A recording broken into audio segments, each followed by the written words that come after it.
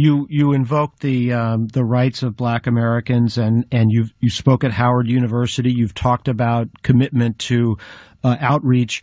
What should people draw? What conclusion should people draw from the presence of that former shock jock Jack Hunter on your staff, who co-authored a book with you, who was identified as the Southern Avenger? He's no longer on my staff, and but you had a pretty strong association with him. Yeah, but the thing is if you'll read through a lot of his things, I think some of the things he wrote, or many of the things he wrote, were stupid, and I don't agree with. They weren't things that I was aware of or reasons why I hired him.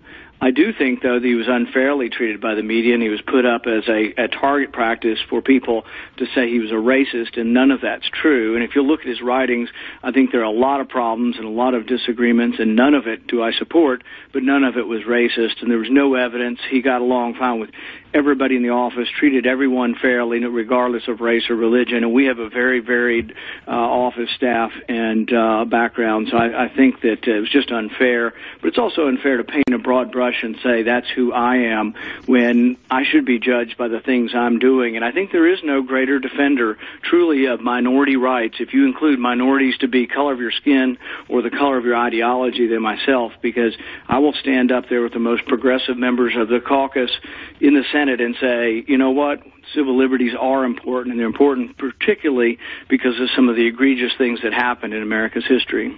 Well, let me read you something that The Economist, the political magazine, the British magazine, wrote a few weeks ago, and get you to react to it.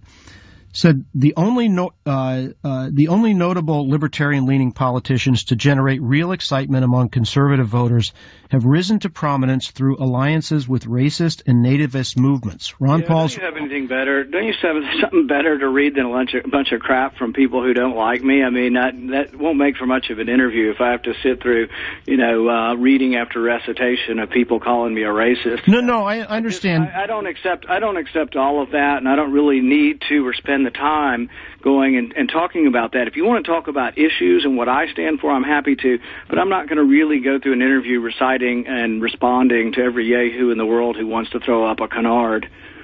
But why shouldn't, if somebody sees the record of Jack Hunter and... Well, why don't we talk about Rand Paul? I'm the one doing the interview, and you can go ahead and beat up on an ex-employee of mine, but why don't we talk about Rand Paul and what I'm trying to do to grow the party, and then we might have an intelligent discussion. Well, I am, but he is someone who wrote a book with you. Well, you're not. You think you want to dwell on something, that you want to bring up critical articles from people who don't like me and don't support any libertarian ideals.